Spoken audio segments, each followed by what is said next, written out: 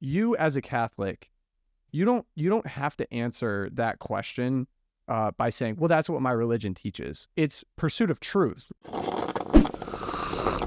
Hello, everyone. Welcome back to the LOOPcast, where we cover all things faith, culture, and politics. Today, it's me, Erica, and Josh. Happy Sacred Heart Month. Another month is going on right now, and that's kind of the point. I feel like a lot of places have kind of either vaguely covered it, they don't really want to touch the subject, and obviously because we're kind of drowning in rainbow here, and I'm not talking about God's promise, we thought this would be a good opportunity for us to discuss, as a Catholic, how you should be responding to pride. And there's prominent people within the church who have their own suggestions as to handle that. As a very grassroots, everyman type podcast we have here, we're just practicing Catholics that want to have a good approach. So I thought that this hypothetical might be a good hypothetical to start the conversation. Let's say, for instance, you have a well-meaning cousin or a friend that comes up to you, knows that you're Catholic, and asks you, hey, Erica, hey, Josh, why are you not celebrating Pride? Isn't that the Christian thing to do?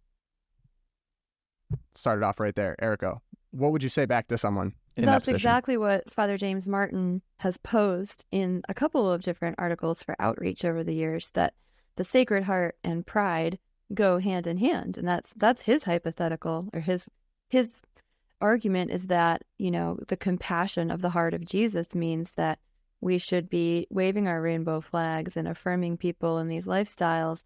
And the problem, of course, is that it's in direct, the whole premise of the Pride celebrations this month with the rainbow trans flags there's so many colors now, it's more like tie-dye month.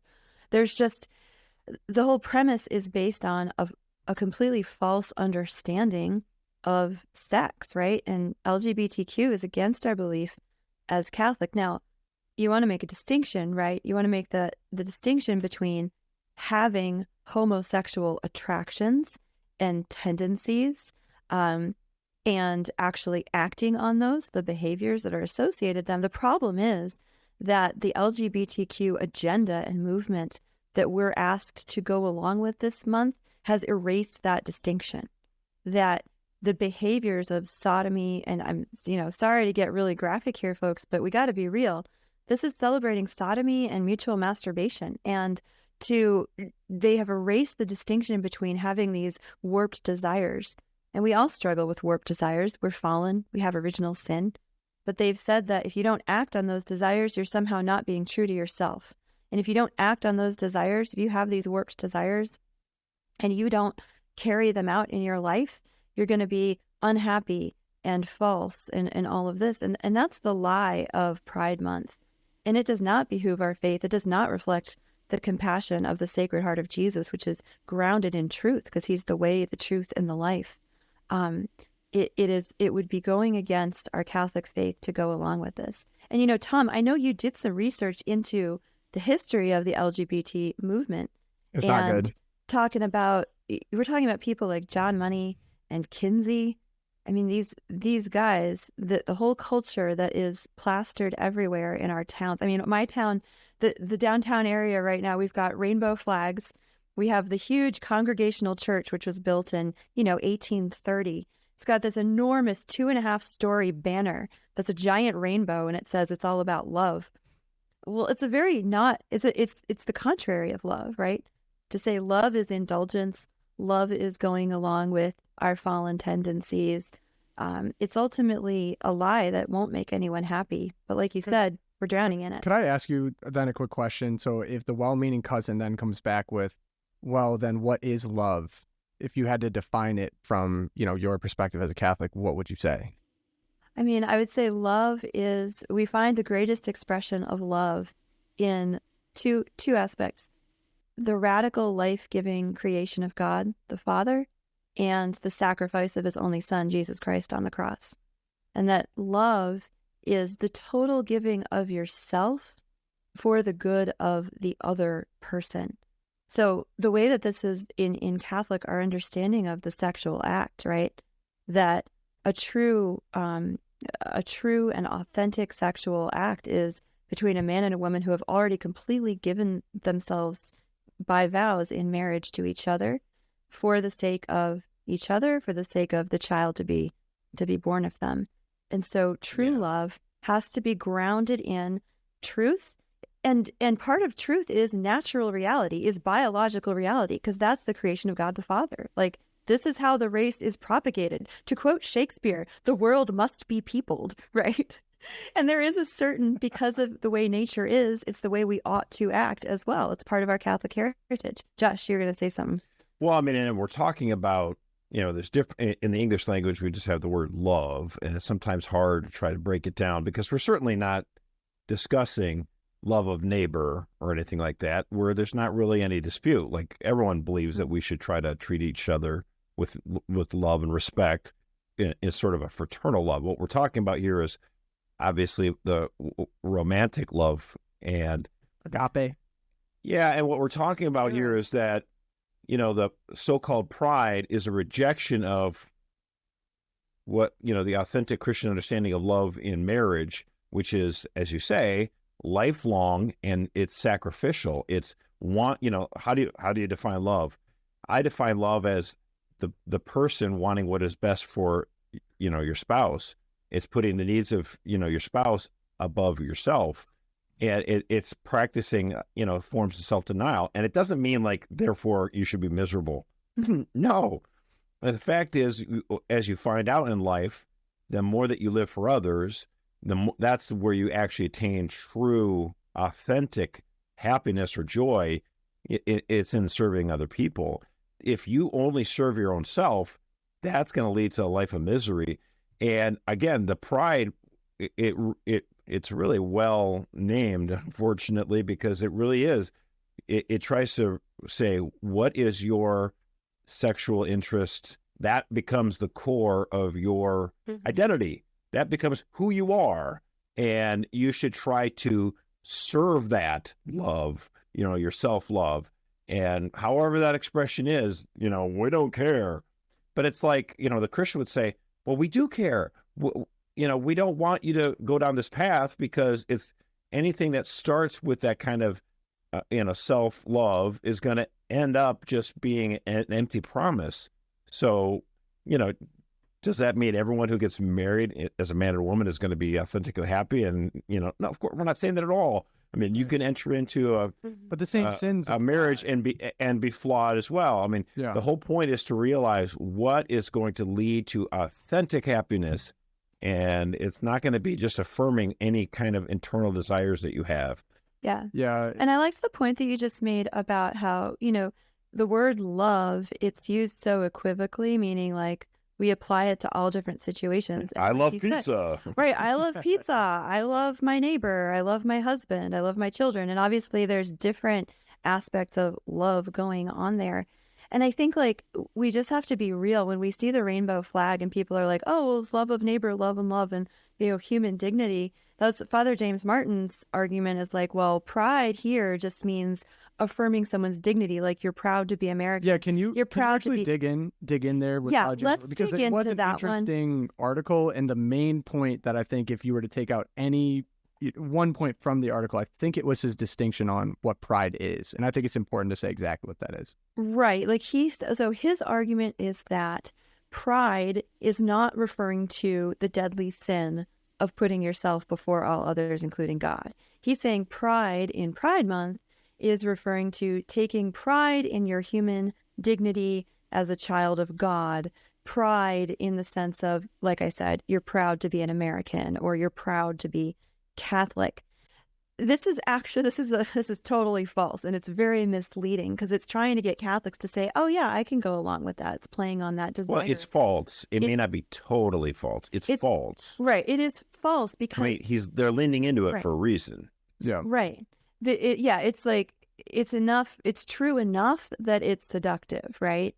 But Pride Month is about sex. It is about sexual desire. It has always been about men who are sexually attracted to men, women who are sexually attracted to women, and now that's expanded to just you're sexually attracted to, like, I don't know, your hairdryer or something. Like it's just or whatever the expression is accepted. Yeah, not limited by even the number of persons. Yeah, I mean, I think if I could touch on that too, like I don't know, I'm almost so frustrated with this because we're so used to dealing with bad faith arguments. It's like I think it's actually been kind of constructive for me to be like, what if I was talking to someone that was just naive and kind of maybe heard a thing or two from someone else, but they're not coming at you with their own agenda of like, because obviously if you read anything from Outreach, anything from Father James Martin, he has an agenda.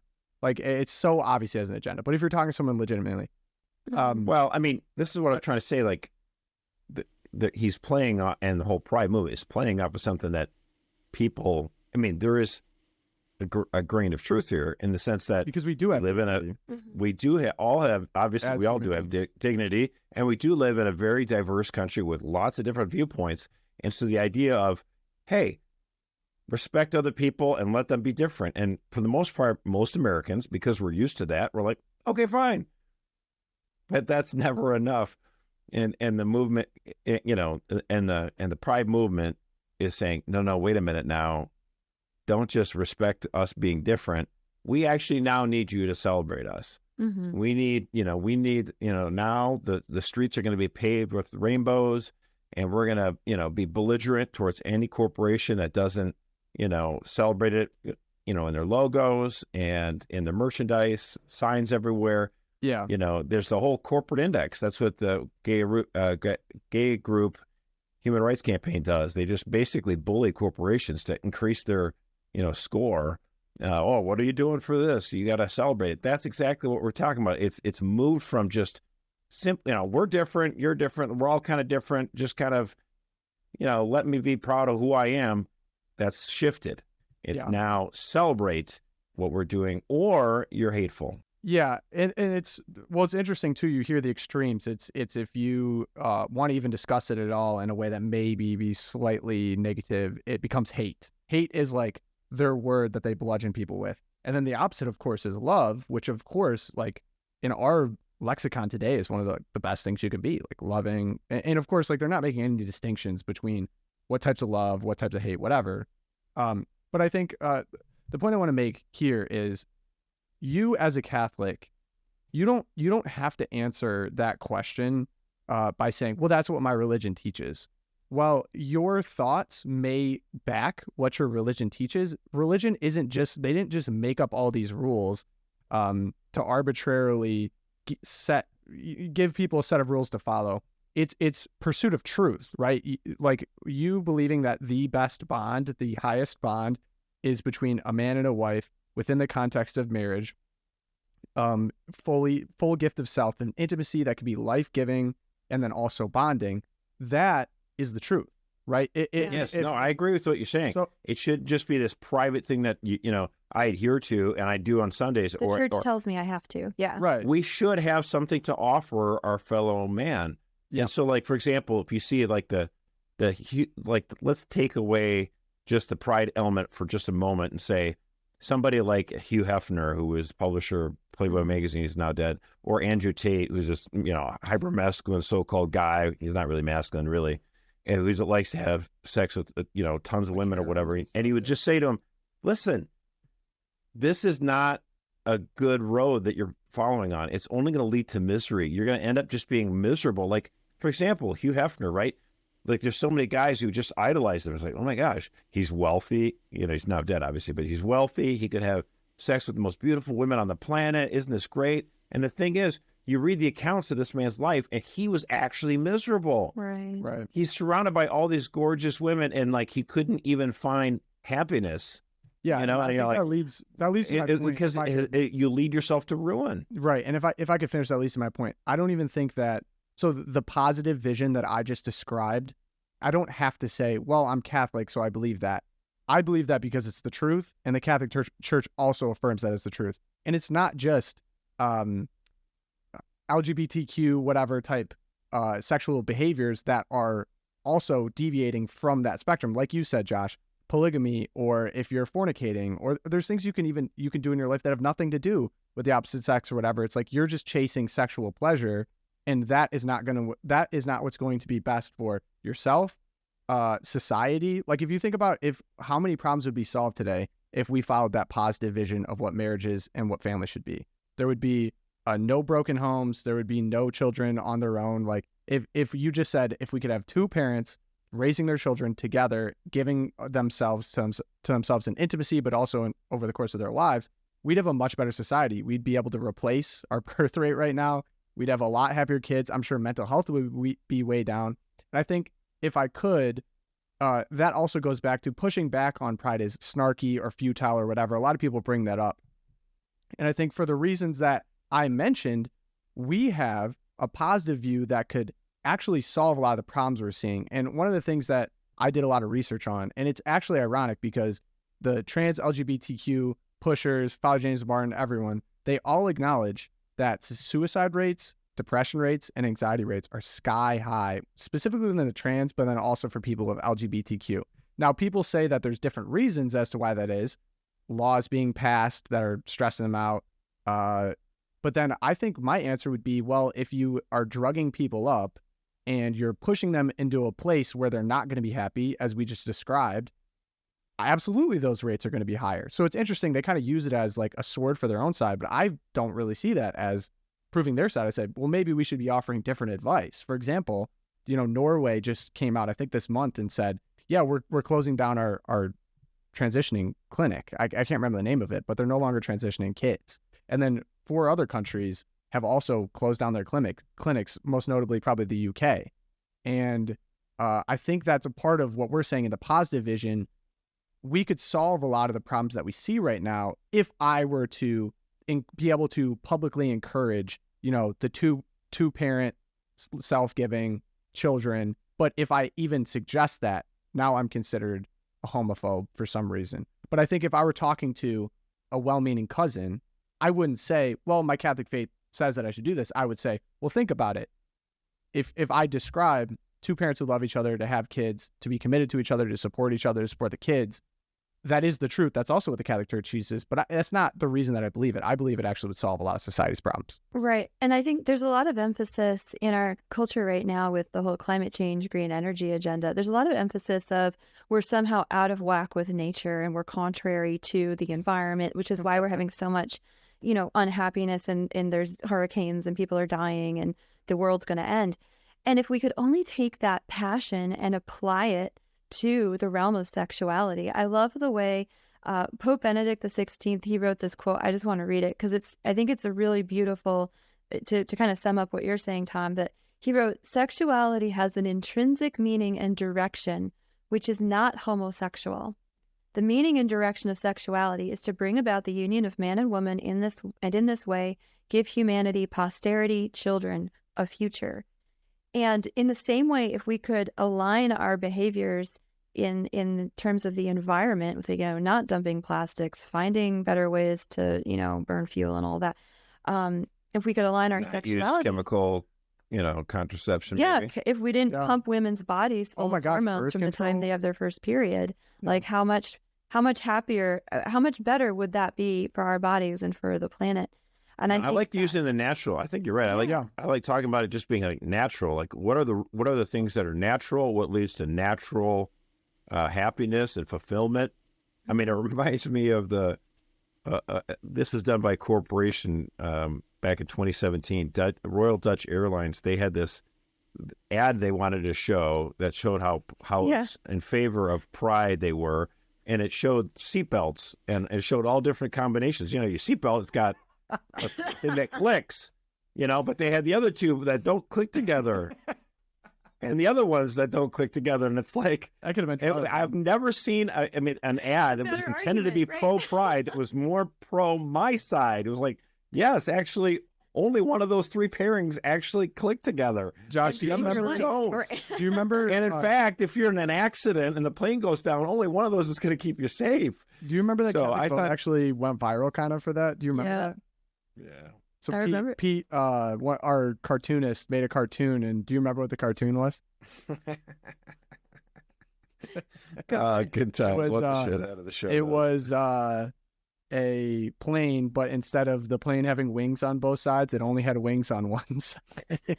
And all these liberal activists picked it up and like, this is the dumbest thing I've ever seen. Got everyone mad, but it totally went viral on Twitter, which is so awesome. It's great. Yeah. But yeah, completely agree, Josh. And I think I just encourage you to feel not only empowered as like holding Catholic beliefs, but also I want you to know that your beliefs actually do lead to happiness, and you have the same ability to share that any LGBTQ activist has. So like, talk to your cousin, talk to your friend if they really genuinely want to know. This is why I think the way that I think. And I think you made two good points there, Tom. Number one, don't be afraid to share what you believe. And number two, you can just express what you believe by just talking about the natural law, as it were, and not necessarily saying, well, by the way, the catechism and this and that. I mean, the catechism is true, but you should be able to communicate in a way that doesn't just necessarily invoke something like the Bible. Now, if I'm going to talk to another Catholic who agrees with the catechism and agrees with the Bible, then I can use that as a reference in a dispute. Hey, wait a minute, you think you shouldn't have to go to church on Sunday, but right here, the Ten Commandments and the catechism, they say that, then you can invoke it because it's something we allegedly hold in common. But if you're talking to someone who isn't really Catholic, you need to appeal to natural law and say, what do we think? Just observe the behavior of humans. What do we know works best? What is a true understanding of the human heart?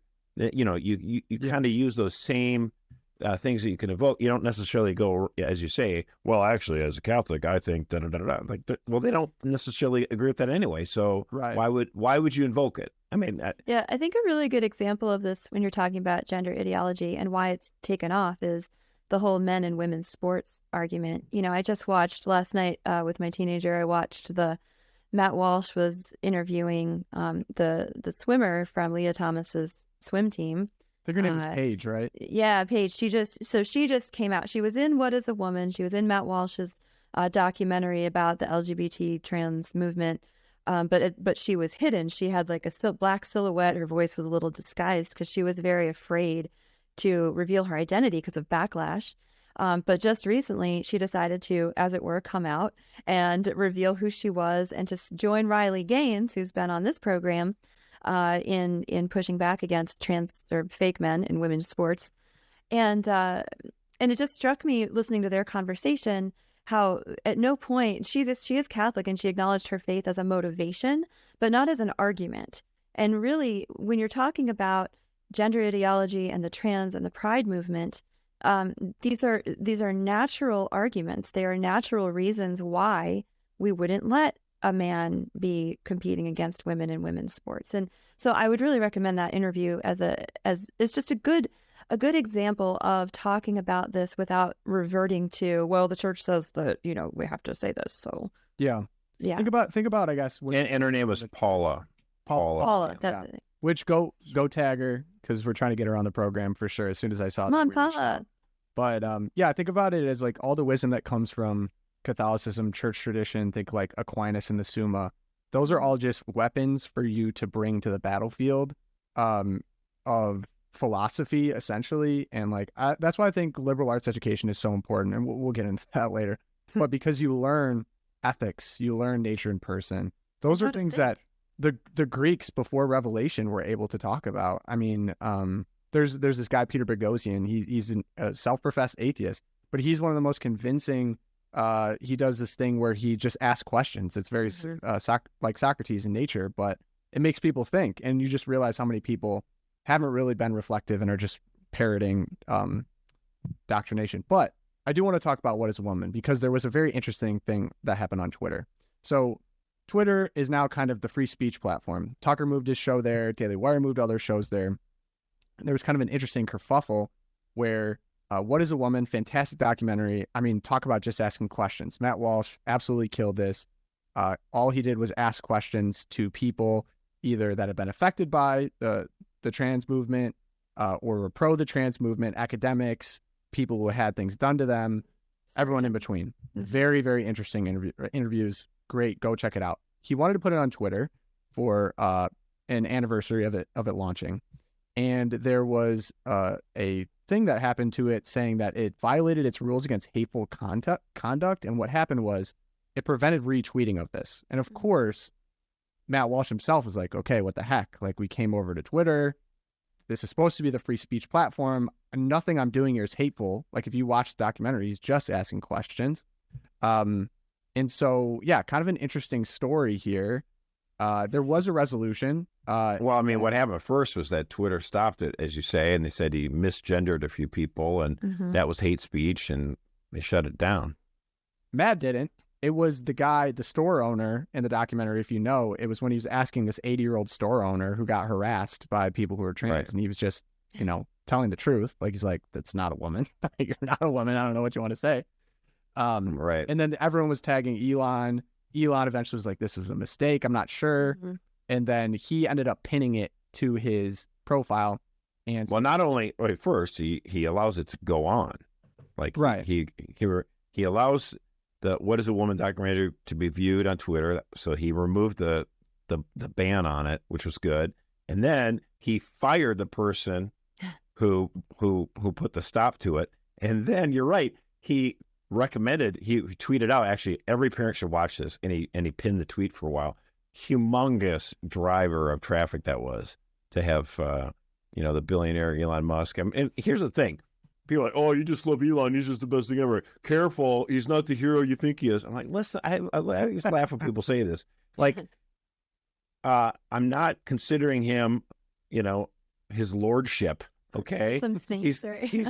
Elon Musk is not a saint. Yeah, it just so happens though that he's totally against, this invasion of men into women's sports, and probably one of the greatest things that has been done on the pro-family side, this documentary, What is a Woman? It's fantastic, interview or documentary, and he promotes it. And he's also in favor of like getting people to have, more babies. He's calling out the lefty green, concern, as you said before, like population decline. He's like, no, we don't need population decline. We need more people to be born. So he's very pro-natalist. That's good. So like let's celebrate when people agree with us. Yeah. And right. I don't Even if they're not understand. perfect. I was having a conversation about Elon Musk with a friend of mine over the weekend. Had a big graduation party for my daughter. Graduated high school. Big deal. Big party. And I was talking to a friend about Elon, and shout out to Josh Becker. He goes, Elon Musk is Iron Man, right? He's our like super Avenger dude. Not perfect, troubled guy, but man, he nails a few things right. And especially the And free people speech listen. angle, right? Yeah. People listen. So well, his own Celebrate family's it. actually been impacted by the transgender movement. I think one of Right. his kids wants nothing to do with transition, something like that. But this is something that really frustrates me, and I know it probably frustrates you guys too. It happens because I'm Catholic, and it also happens because I hold certain beliefs. But anytime radical leftists, they will go bend over backwards. They'll defend the most vile, extreme, whatever, if they fall under their umbrella, right? Like, let's think Sisters of Perpetual Indulgence for a second. These are the most vile, disgusting, like, and we have people in California taking pictures of them, honoring them in the courthouse. Like, they can't even disavow the worst of the worst of the worst. And so anytime anyone does anything remotely good for free speech or for Catholicism or for anything that falls under my umbrella, they always bring up their worst faults, and they force you to disavow. You have to disavow because you did this. You have to disavow because you did this, because this is your version of Christianity that you follow, and that doesn't fall into whatever. It's like, we got to stop tearing down people that are doing good things. Like, if we want to win, if we want to actually be effective in terms of power, legislation, free speech, you can't just tear down everyone as soon as they have one thing that maybe isn't perfect in your camp. The left is like the best at this. They'll defend anyone. It's unbelievable. Right. Well, and the thing is, Great point. and they play these kind of gotcha games where you're expected to publicly slam, as you say, anyone on your side who's got any fault at all, even if it was like 20 years ago they tweeted something stupid or whatever. It's like you're called to task to atone for every sin of any person on your side, and yet they don't have to do anything. So it's like, hey, guess what? I'm not playing by those rules anymore. Shut up. Yeah, Trump was great at that. I mean, I had Trump someone was really good at that. on Twitter, like, I was going back and forth about the Sisters of Perpetual Indulgence. Like, that was probably not great for my mental health, but I was just so mad at people defending these people and Catholics defending these people. There's this Catholic guy, he has a podcast with Jeannie Gaffigan. I don't even know. I didn't want to give him any credit, but he was like, we were having a discussion about, he finally admitted that the Sisters of Perpetual Indulgence were offensive. I was like, thank you. Like that's at least a baseline. If people could admit that, then we could have more substantive kind of debates on intra-Catholic whatever. And he's like, but you need to disavow Bishop Strickland right now, like publicly on Twitter. I was like, what are you talking about? Everyone who's pro-life understands that perfectly, because anytime you want to have a debate about abortion, they'll bring up everything. They say, what about the climate change? Yeah. What about immigration? You can have a debate on immigration and it becomes a debate on immigration. But once you start talking about pro-life, then it's a debate. Everything else, everything on the side. Immigration. Oh, I was talking about the death penalty. What about Food do you pantries. support socialized medicine? Hey, what about, like, what the heck is this? I just don't want to kill babies. Like, Right. why is this that hard? Like, don't kill babies. Right. Like, hello. Yeah, but But what about, do you support raising the minimum wage? Like, what? I mean, what? It's always like crazy stuff. So we got to keep it moving, though. We have an update on the FBI lawsuit. Erica, what's going on? Yeah, so the listeners will remember back in April, we filed a lawsuit with the FBI, against the FBI and the Department of Justice over Freedom of Information Act, and their deadline was this week. Hours before the deadline, the Federal Bureau of Investigation, yes, they filed a motion to delay their response to our lawsuit for another 30 days. The Obama-appointed district judge, Judge Contreras, he agreed to the motion. So the can has been kicked down the road until July 7th. Because it's not actually, it might be longer than that, because it's really 30 business days. It's not actually 30 days. Yeah, right. So we're talking like equivalent of another 45 days. So yeah, no. Yeah, I mean, it's not. Did someone say where there's smoke, there's fire? I don't know. I don't want to. Well, what do you got to hide? I mean, like, this is just this is your memo on Catholics that you put out in your Richmond field office of the FBI. And, like, it's not like you're talking about like all the importance, like, the 9/11 attack on the Pentagon, for example. And let's say, some of these files include national security secrets. Like, oh, well, we can't let that out. Like, what national security secrets are there? You are profiling Catholics. Like, it's actually not national security. You're just kind of embarrassed. And I think you got something you're kind of trying to hide. So, yeah, exactly. Wow, a federal agency that's not being forthcoming. This is so earth-shattering. If you really want to know how the Bureau works, we've done a few interviews now with this guy, Kyle Serafin. He's an FBI whistleblower. He was specifically involved with the cases that we're talking about. And it's not pretty. If you want to know how this whole thing works, that's going to be a great guide for you. Check it out. It's on YouTube. It's on our podcast. But we need to keep it moving. We'll keep you updated, though, as more updates come along about that lawsuit. So, Erica, you brought up this interesting New York Times article because, yes, we do read it all. We have to read propaganda. We read it so you don't have to. About religious charter schools in Oklahoma. And this is actually kind of interesting because loopers have brought up often when we talk about school of choice, when we talk about charter schools, people are always very concerned with government involvement in education. And so this is kind of, I feel like, a unique iteration to that. But Erica, could you just tell us what's going on in Oklahoma? Yeah, this is a really interesting development in sort of the history of the school choice movement and the public charter school movement. So this week, the state of Oklahoma approved the country's first ever religious charter school, and it is it's actually an online Catholic school, St. Isidore of Seville Catholic Virtual, and it's run by the Diocese of Oklahoma City and Tulsa jointly. And of course, with the approval of public funds going to this virtual school choice option, there's all this uproar about school choice is bad for public schools, but even more so, this is a violation of the separation of church and state. One of our, it's a byline of the anti-school choice movement and anything religious. So the Arizona's Attorney General, he's, oddly enough, he's saying he's going to sue. He says it's extremely disappointing that board members violated their oath to fund religious schools with our tax dollars. In doing so, these members in Oklahoma have exposed themselves and the state to potential legal action that could be costly. So he's threatening them. He's saying, I'm going to sue. This violates. So this is probably going to go to the Supreme Court. In the past, the Supreme Court has ruled that states cannot discriminate against religiously affiliated schools in the school voucher programs.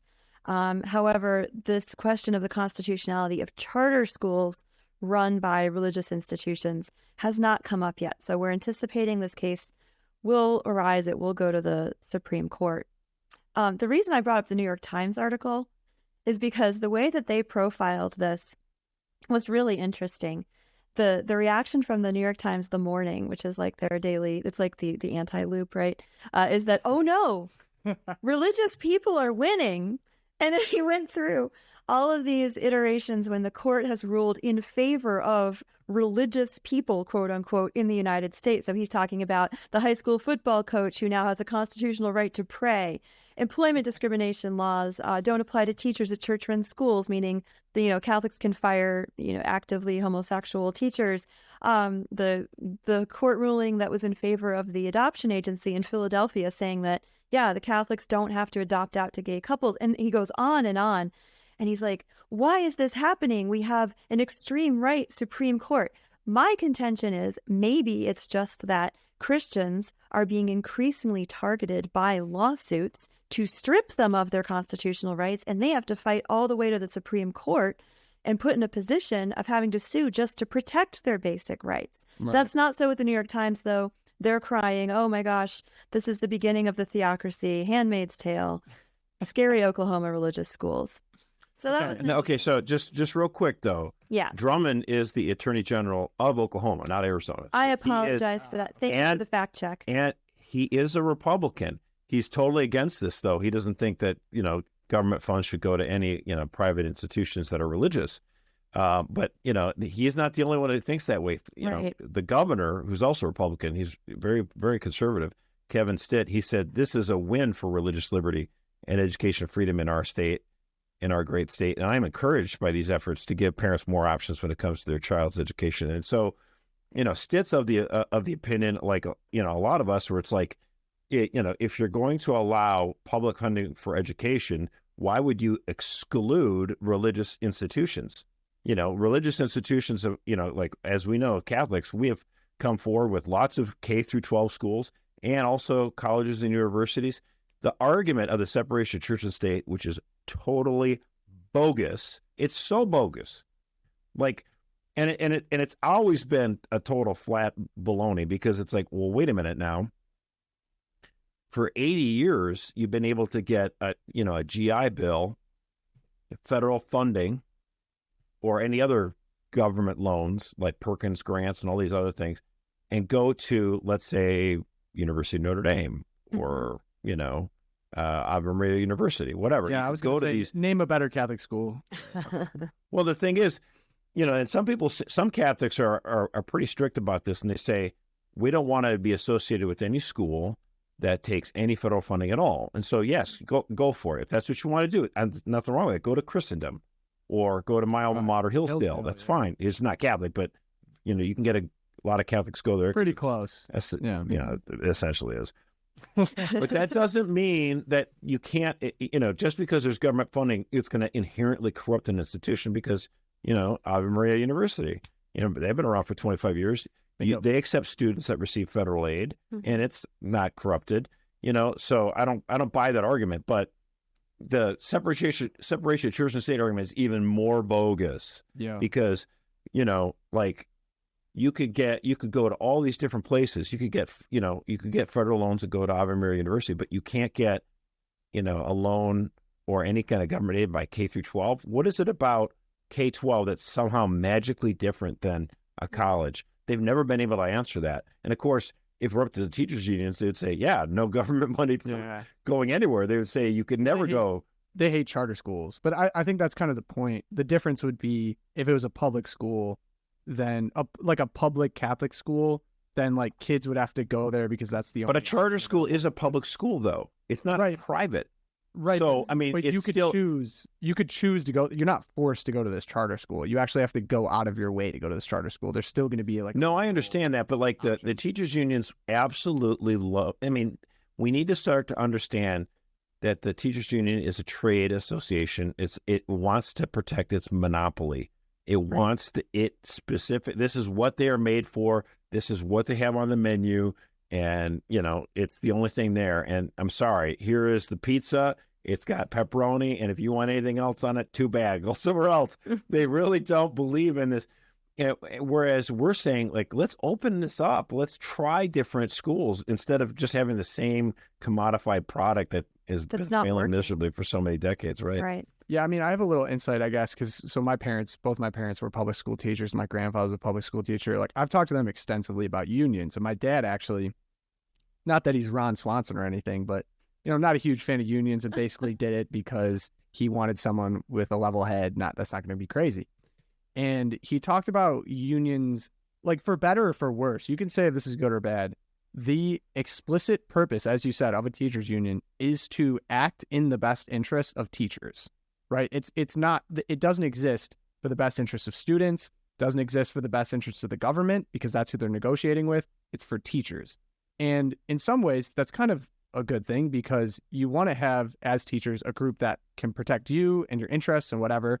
However, of course, as being too powerful, it's bargaining opposite is the government. And so the government then has to fight with the collective teachers union about benefits and pay and safety and all that. But it's not usually a fight, because it's not usually a fight. Right. Politicians want to show how much they love schools and teachers. But then my next question is, well, who represents the students? Who's in the best interest of the students? The kids get lost in that. There's no answer to that, unfortunately. So that's why I think it really terrifies unions and the government to have other options for people to go to, because now no longer they're going to be bleeding out money because students are going to go elsewhere, because students now have options, which options are a good thing. If you don't have options and you don't have anyone representing you, you are going to have a bad product for yourself, because there's no one arguing on your behalf. So I think it's just it's important to just lay out that's the game right now. People can get mad about, the ethics of unions or what's going on, but that's just the reality. And so I think,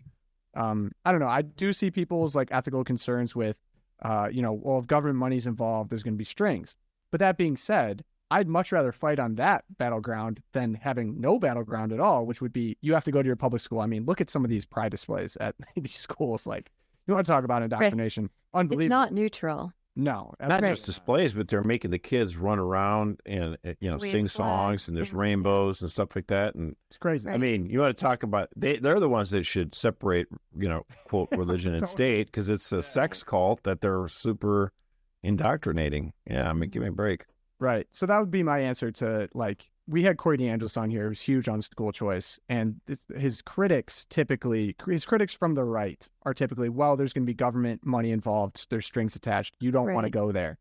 But then his answer is always, I'd much rather be there and have to fight on, state legislation levels for, what is included in those strings, rather than not having any fight at all. And you're just stuck at these government schools that are terrible, and your kids are going to lose out on potentially great education. Break up the monopoly. Right. Yeah, absolutely. Erica, did you have any final points on this article, other than that the New York Times is a little slanted? No. A little. Just a little. Cool. Well, we can run into the Twilight Zone now. And let me go first then. I mean, I've said that my mustache is off limits, so no Twilight. All right, no mustache in the Twilight Zone. Check out the mustache on YouTube, those of you listening. It's epic. Yeah, no, but my Twilight Zone thing, I'm going to go first because it kind of dovetails off our last conversation, and that's, like the teachers' unions, of course, are absolutely petrified by the parents' rights movements, like these parents who want to get involved in education. They're organized. They're trying to elect people who say, let's not shove this rainbow sex cult stuff on our kids. Let's just have schools be about, I don't know, education. Crazy idea. And so the teachers unions are absolutely freaked out by this. And so their friends at the Southern Poverty Law Center have stepped up to the plate on behalf of the left-wing causes. And they have announced that certain parents' rights groups in education, like Moms for Liberty, Defending Education, are now on their hate map. Did you hear this? Oh. So the Southern Poverty Law Center, which is a hardcore left-wing organization, totally repudiated now. We've talked about it. It enjoyed a lot of support from the left-wing press for a long time, but now totally repudiated. They put them on this hate map. You have to understand something now. the Southern Poverty Law Center has already had this hate map for many, many years, and they've included pro-family groups like Family Research Council, because the Family Research Council, like CatholicVote and others, believe that marriage is between a man and woman. Therefore, it's hate. Therefore, put them on a hate map. The same hate map you put, like, neo-Nazis and the KKK. And so this is obvious. Josh, and traditionalist Catholics. Oh, yeah, the RTC. Right. The Family Research Council does not deserve to be on a hate map. And of course, now neither does Moms for Liberty and, the Defending Education, stuff like that.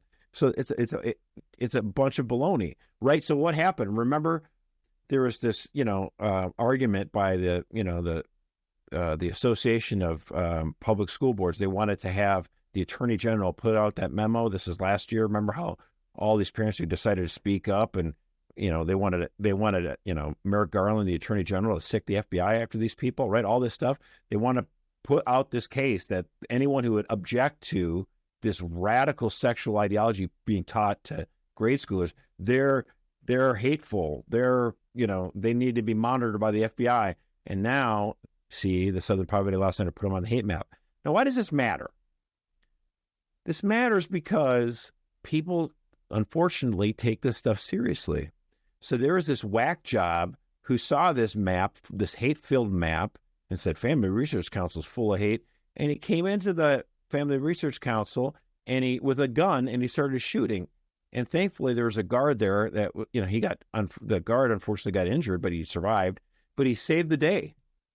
And, there's just people reporting for work. They're writing about, family policy stuff, pro-life stuff, pro-family stuff.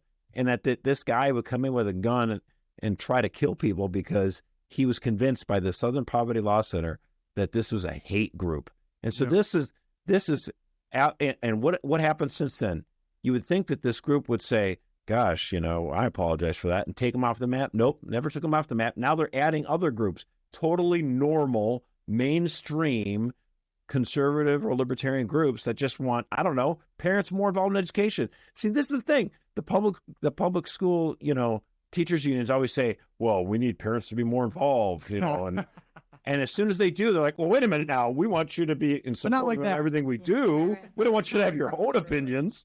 Right. Twilight Zone. So I have a crazy story on that. So I found out, Peter Boghossian, this guy that I appreciate a lot of his work. Stuff. He had a sit down with Billboard Chris, who all Billboard Chris does is go around and wear a sign that says children can't consent to puberty blockers or children can't consent to sex change surgeries. This other guy, or basically these other activists. And so he started off the video with, well, how do you get put on hate, like a hate map? How do you get put on, how does this happen practically? So what happens is people go to Wikipedia, people that hate him. So he's on a hate map somewhere. People that hate him go to his Wikipedia and they suggest things that he hasn't done, or they talk about things that he has done in really inflammatory rhetoric. So what happens is the people that hate him do that. And then the rag magazines like Slate or like far left magazines will pick that up. They'll cite the Wikipedia for him being, a bigot or whatever, talk about whatever inflammatory, or a terrorist, essentially. Slate writes an article saying he's a terrorist. Once, so they kind of circle around each other. They cycle that. And then the SLPC sees, well, Slate wrote an article, so it must be true. Must be true. And so if enough places write articles citing that Wikipedia page, he gets put on the hate map. So now he's a domestic terrorist. So it's not even legitimate the ways that people are getting put on here, but there's also real consequences to being accused of being, the worst of society. It's dehumanizing them to the point where violence can actually happen. And violence has happened to both Peter, Billboard Chris. I mean, Billboard Chris gets assaulted all the time at he goes to left-wing campuses. He's gone overseas.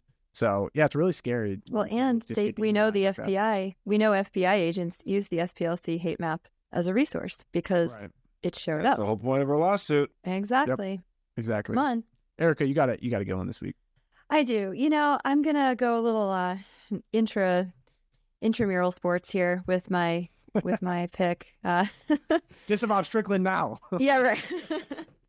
So this week, Bishop John Stowe, who is the Franciscan bishop of the Lexington, Kentucky diocese, he gave a talk and it was published in Commonweal magazine. And It starts out as this is Pope Francis's vision for the church, and the synodality is coming, and we're going to have he uses a lot of Italian words like fervorino, the moonlight speech, and the aggiornamento of John the 23rd, and opening the church to the world, open wide the windows. So already you know where this is going, because that was a long time ago. But then he gets into this really pointed criticism of the USCCB and the American bishops. And what is the center of this criticism of his brother American bishops? It is not the sex scandal. It is not the McCarrick cover-ups. It is the Eucharistic revival.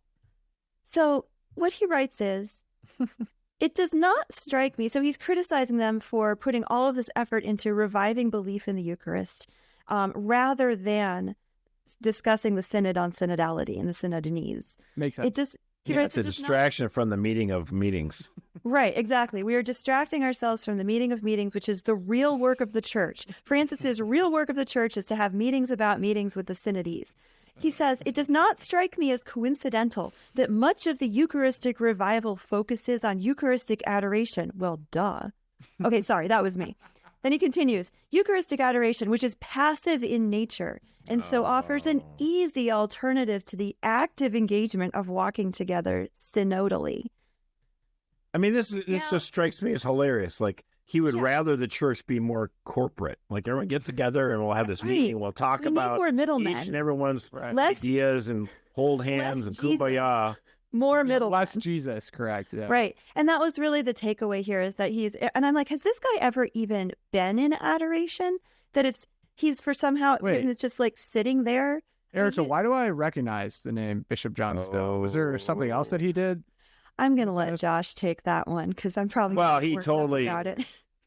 I mean, he just screamed bloody ugly about, Nick Sandman, because Nick Sandman was from the neighboring diocese in Covington, yeah. Kentucky. So Bishop Stowe was just absolutely appalled that, a young pro-life high school student acted, respectfully when he was being screamed at by a crazy adult Indian man. Activist. Who was an agitator by nature.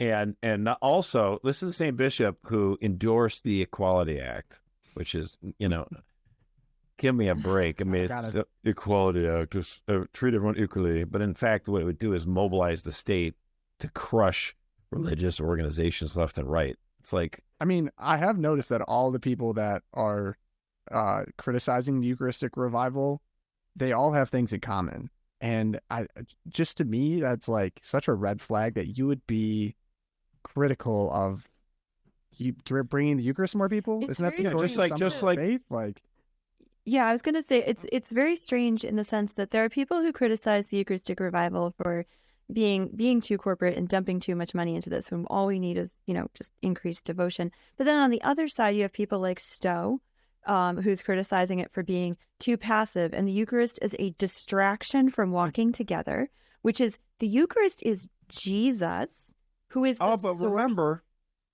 Remember, we wanted to do, the bishop's like, why don't we do a Eucharistic procession from city to city? So that actually would be walking together with Jesus, literally. Right? And Cardinal Cupich is like, not through Chicago.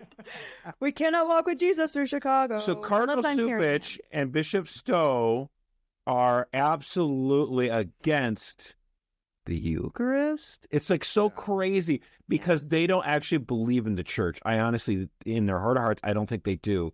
They just think of the church as a non-governmental organization. It's just like it's like a soup kitchen, and that's it. Like, we shouldn't care about Jesus. Like, all we care about is, passing laws that increase government and spending and stuff like that. It's like, right. And it strikes me as so tragic. I mean, here's a guy who's all about aggiornamento and Vatican II, and he has presided over a church like Cupich. They've presided over a church in radical decline, the rise of the nuns, a loss of faith in the Eucharist and in Jesus Christ that has resulted in a dwindling of the coffers, one might say. That is a side effect of loss in faith in the Eucharist.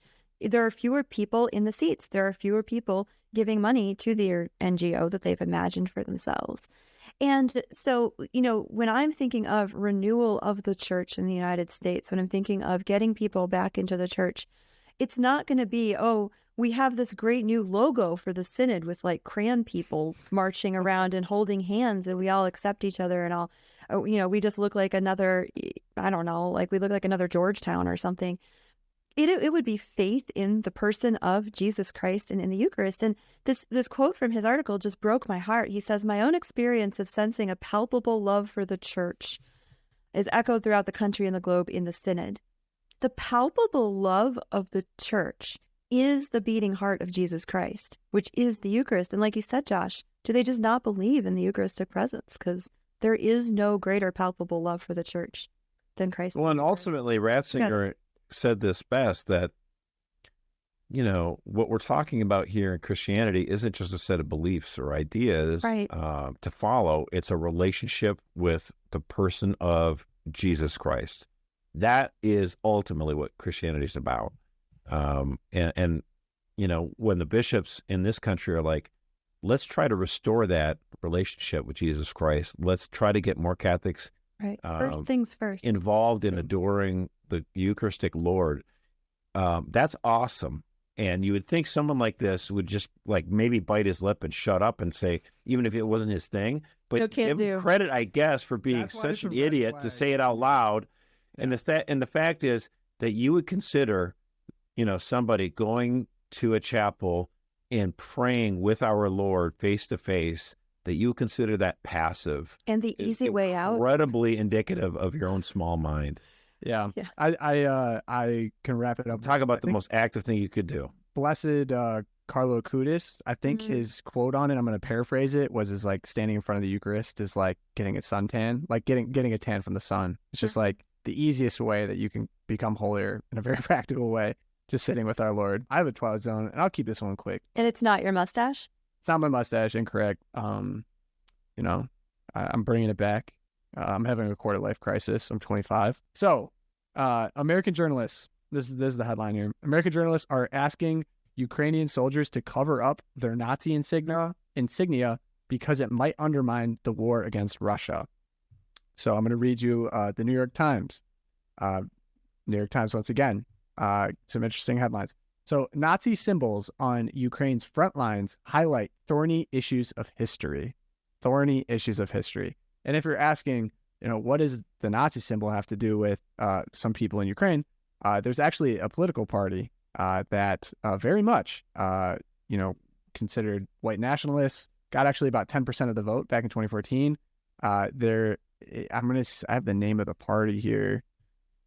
Basically, these soldiers are wearing it, and it's the New York Times and other journalists are kindly asking them to cover it up because they're saying that it's continuing to add to propaganda to get more pro-Russian sentiment. It's not just the Nazi symbol, it's also, or the swastika rather. There's another thing, like a soldier is wearing something that had Reich on it. It's really problematic. I mean, it's not good. If we want to condemn white nationalism everywhere, I think we need to do it globally as well. But that's not the New York Times problem. The New York Times has actually come out and said that Trump was a white nationalist because he used an eagle, specifically a bald eagle, which is a symbol of American freedom. But I just think like it goes back to show, and this is the magic of Twitter, right? Because the New York Times tweeted this out, that headline. And they have this thing called community notes. And community notes, I think, are one of my favorite things of the year, probably. They check. It's like a real fact checker, kind of like PolitiFact, but real. And so the check on it was Ukraine's neo-Nazi and ultra-nationalist regiment has been well documented and acknowledged even prior to the Russian invasion, and discarding it as, quote, Russian propaganda is disingenuous. Ukraine has a history of neo-Nazi involvement, which is well established.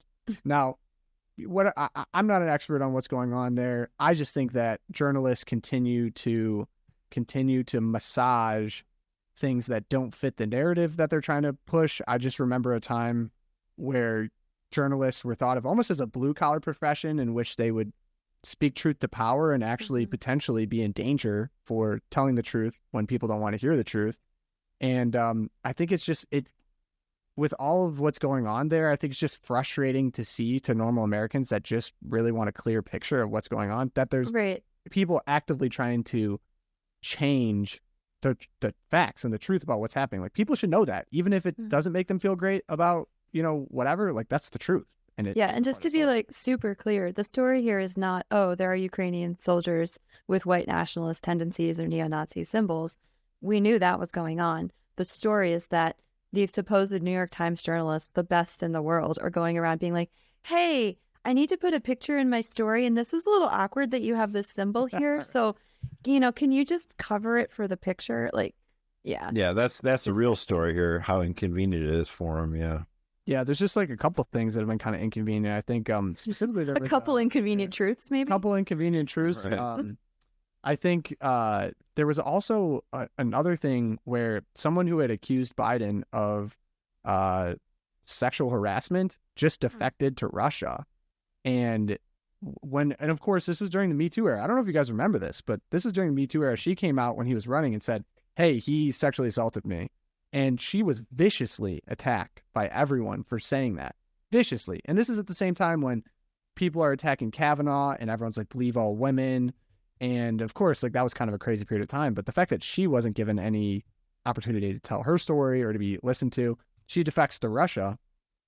And now Russia's like, yeah, we got her and we're having good talks. And she's saying, yeah, like, so it's just like there's so many dangerous things, because if we had an honest media, if we had honest reporting, we wouldn't have these kind of problems. We'd have more of a better discourse. But yeah, I don't think, for all the people that think that you don't like journalists, you probably don't like them enough. I think it's, I mean, seriously, this is getting out of hand. No, you don't like them enough? You don't dislike them. Or yeah, you don't dislike journalists enough. I think you don't. That was Twilight. Especially people from the New York Times and NCR. But I'll leave it at that. This is it for this edition of the LOOPcast. Ways to help the program. Of course, rate us. We've been seeing some really good reviews. Apple Podcasts, Spotify, etc. We have a good YouTube channel. If you want to see my mustache, YouTube, go check out the show. CatholicVote's YouTube channel. Like, subscribe, so that we'll be in your inbox every morning. We've seen a lot of growth there. That's awesome. Seriously, I think one of the biggest things you can do is pray for us. I mean, I think when we sit down and do these show note meetings, like we're going over some really tough things, and it's I don't want to have to talk about sexual immorality. I don't want to have to talk about pride all the time. It's like we have to go through some of these slogs where it's like, okay, it's not super fun to talk about this, but I really. But we know people, our listeners, are dealing with it themselves. So right, dealing with it too. Solidarity. Yeah, so I think if you could really pray for us intentionally, what we're doing here, I think that's the best thing that you could do to help us. And then also, if you feel like what we're doing here should be shared, share it with your friends, share it with family. That really helps us a ton, and we appreciate you guys so much for listening. We will see you on the next episode on Thursday. Take care, guys.